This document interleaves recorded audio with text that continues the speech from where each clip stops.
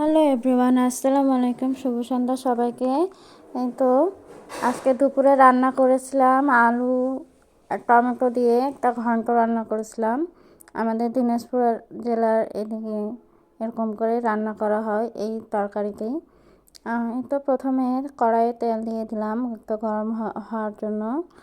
গরম তেল হয়ে গেলে তারপরে একটু জিরা ফোড়ন দিয়ে দেবো। জিরা, তারপরে শুকনা মরিচ কয়েকটা ছেড়ে দিয়ে দেব। আজকে সকাল থেকে জানেন তো অনেক কাজে ব্যস্ত ছিলাম, তার ফাঁকে ফাঁকেও একটু পোস্ট দিয়েছি, দেওয়ার চেষ্টা করেছি। অনেক কাজকর্ম বলতে ঘর মোছা, ফ্যান সব কিছু মুছতেছিলাম। বরাত এসে যাচ্ছে, রোজা এসে যাচ্ছে, তাই এগুলো সব কিছু মোছামুছি করতে হবে। তারপরে এই তো পেঁয়াজগুলো দিয়ে দিলাম সুন্দর করে। সবার বাসায় এরকম কাজ চলতেছে, তাই না? সে রোজা আসতেছে, একদিকে কাপড় চোপড় ধোয়া, ঘর মোছা, রান্না বান্না করলে খাওয়া দাওয়া করলে তো হবে না, সবগুলো গোছাগুছি করতে হবে, মোছামুছি করতে হবে। রোজার আগে আগে সব কিছু শেষ করে ফেলতে হবে, যেন রোজার মাসে একটু ইবাদত বন্দেগী করা যায়, বেশি বেশি করে নামাজ পড়া যায়, বেশি বেশি করে কোরআন শরীফ পড়া যায়। এগুলোর থেকে কাজ কাজ করতে করতে যদি এগুলো না করে তাহলে তো আল্লাহ কবুল করবে না সব কিছুতেই, তাই না? এই তো সব কিছু দিয়ে কাঁচামরিচ দিয়ে দিলাম, পেঁয়াজ, তারপরে সব কিছু দিয়ে একটু ভাজা ভাজা হয়ে গেলে এখন একটু আলুটা দিয়ে দিলাম। চিকন করে আলু কেটে রেখেছিল আম্মু, ওগুলো সুন্দর করে আলুটা চিকন করে এভাবে কেটে নিতে হয়, নিয়ে রান্না করতে হয়। তো আম্মু আগে ধুয়ে নিয়ে কেটে রেখেছিল, পরে দেখতেছিলাম কালো হয়ে গেছে। পরে আম্মুকে জিজ্ঞাসা করলাম যে কালো কেন হয়ে গেছে আলুটা, বলতেছিল যে পানিতে ভিজা রাখিনি সেজন্য কালো হয়ে গেছে। তো আপনারাও ভুলেও এইভাবে ধুয়ে রাখবেন না, যে পানিতে একটু ভিজিয়ে রাখবেন তাহলে যাতে কালো না হয়ে যায়। এই তো টমেটোগুলো দিয়ে দিল। টমেটো না দিলে টক টক না করলে আবার ভালো লাগে না, বেগুন ঘাঁটি হোক বা আলুর ঘাঁটি হোক, এগুলো টমেটো ছাড়া ভালোই লাগে না। তো এই তো সুন্দর করে আম্মু দিয়ে দিচ্ছে, কাজের ফাঁকে ফাঁকে আছে রান্না করতেছে। আমি একটু পেঁয়াজ কেটে দিয়েছিলাম, কাঁচামরিচ কেটে দিয়েছিলাম। তারপরে এই তো রান্নাটা সহজ করার জন্য আম্মু প্রেশার কুকারে দিয়ে দিল। প্রেশার কুকারে দিয়ে একটু পরিমাণ মতো পানি দিয়ে সিদ্ধ করতে দিবে। এটা প্রেশার কুকারে খুব ভালো হয়, তাড়াতাড়ি হয়। কড়াইয়ে দিলে একটু দেরি হইতো, ওই জন্য আম্মু প্রেশার কুকারে দিয়ে দিচ্ছে। একদিকে আবার ভাত হচ্ছিল, আর আজানও দিয়ে দিছে। আমাদের রান্না করতে করতে প্রায় দেরি হয়ে যায়। আর আব্বুরও একটু খাবার তাড়া ছিল, বলতেছিল যে তাড়াতাড়ি দাও, ভাত খেয়ে একটু রেস্ট নিয়ে তারপরে কাজে চলে যাব। এই তো প্রেশার কুকারের ঢাকনাটা লাগাই দিল।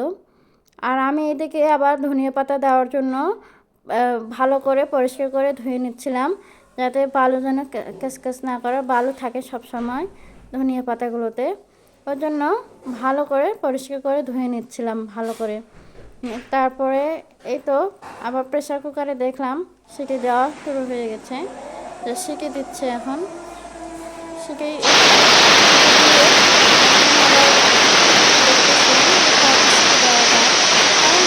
দিতে হয়, দিলে আলুটা সিদ্ধ হয়ে যাবে। এই তো হয়ে গেছে। এখন আবার প্রেশার কুকারের ঢাকনাটা খুলে দেখলাম যে হয়ে গেছে। এখন ঘুগনিটা দিয়ে ঢাকতে হবে। এই যে এরকম করে নাড়িয়ে একটু দেখছিলাম যে কিছু ধোঁয়ার জন্য একটু দেখা যাচ্ছে না, কিছু মনে করবেন না, এটা ধোঁয়া, এটা আমি কোনো কিছুই করিনি, ইফেক্ট দেয়নি। এই তো সুন্দর দেখাচ্ছে কালারটা, মোটামুটি হয়ে এসেছে। এখন ঘুগনি দিয়ে আম্মুর ঘুগনি দিয়ে ঘাটিয়ে দিব এইভাবে। এই এই ঘুগনিটা কার কার বাসায় আছে একটু জানাবেন কমেন্টে। এটা চেনেন তো আপনারা মনে হয় সবাই, কম বেশি প্রায় সবার বাসায় রয়েছে। এটা দিয়ে বেগুন ঘাঁটি করি, আবার আলু ঘাঁটি করি। এই জিনিসটা আমার নানু বাড়িতে তৈরি হয়। আমার নানু সুন্দর করে তৈরি করে কাঠের কাঠের জিনিস দিয়ে, আর সারোয়া নোড়া ওগুলো খুব সুন্দর করে বানায়, খুবই ভালো লাগে। এই ঘুগনিটা কিন্তু খুবই কাজের জিনিস, তাই না? সব কিছু এভাবে মিক্সড করে নিয়ে একদম ঘুগনি দিয়ে ঢেকে দিতে হবে, না হলে আলু ঘাঁটিটা ভালো লাগবে না। টমেটো একটু বেশি করে দিতে হবে। আর আমের সিজনে আম দিয়ে খেতে অনেক মজা লাগে। আম, মাছ আম মাছ দিয়ে আম পেঁয়াজি বলা হয়। সেই রেসিপিটাও আপনাদের সাথে শেয়ার করব যখন আমের সিজন আসবে, তখন আমাকে একটু স্মরণ করে দিয়েন যে আম পেঁয়াজির রেসিপি দেখতে চাই। আজকাল দেখতেছি আমার ভিডিওগুলোতে আপনারা ভালোই ভালোবাসা দেন, অনেক ভালো লাগে। আর নতুন নতুন আপুদের জন্য অনেক অনেক ভালোবাসা, অনেক বড় বড় করে কমেন্ট করেন। আসলে কমেন্টগুলো পড়তে খুবই ভালো লাগে। আর এই তো একটা ডিম দিয়ে ঝুড়ি ভেজে করে একদম দিয়ে দিব সুন্দর করে। ডিমটা ফেটে নিয়ে হলুদ লবণ আর গুঁড়ামরিচ দিয়ে ফেটিয়ে নেব। ফেটিয়ে নিয়ে একটু ভেজে নেব, নিয়ে তারপর দিয়ে দেব। এইভাবে রান্না করা হয় আর কি। কখনো কখনো আবার মাছ দিয়েও রান্না করা হয় এই আলু ঘন্টটা। আমার আম্মু অনেক সুন্দর করে এই তরকারিটা রান্না করে। আমিও রান্না করতে পারি, কিন্তু আমার কাছে অতটা ভালো হয় না। টমেটো দিয়ে রান্না করতে হয় বেশি করে, ধনিয়া পাতা দিয়ে সুন্দর করে। এই যে ডিমটা এখন আমি ফেটিয়ে নেব। ফেটিয়ে নিয়ে একদম ঝুরি ভাজা করে নিতে হয়।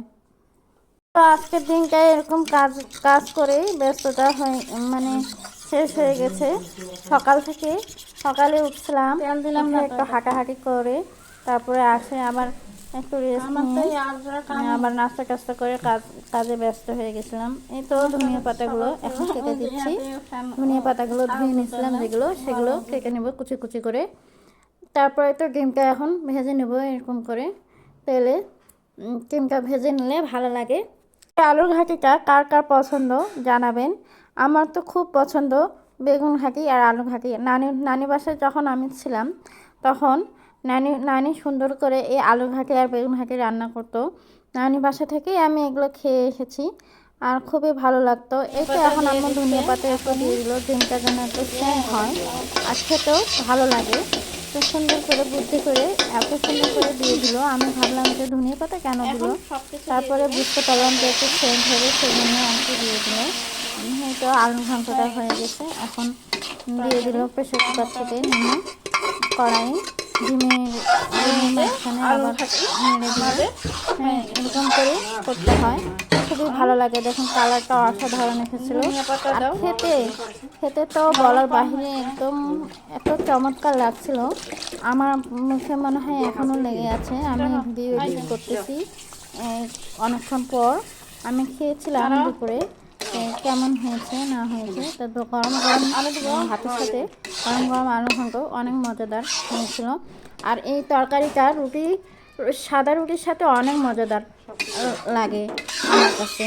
আমি রুটি দিয়েও খাই, সকালে হোক বা রাতে হোক খেয়ে নিই। তো আমার সুন্দর করে ধনিয়া পাতাগুলো আবারও দিয়ে দিচ্ছে। ধনিয়া পাতা দিলে অনেক স্বাদ হয়, ধনিয়া পাতা ছাড়া তো চলে না, ধনিয়া পাতা দিতেই হবে।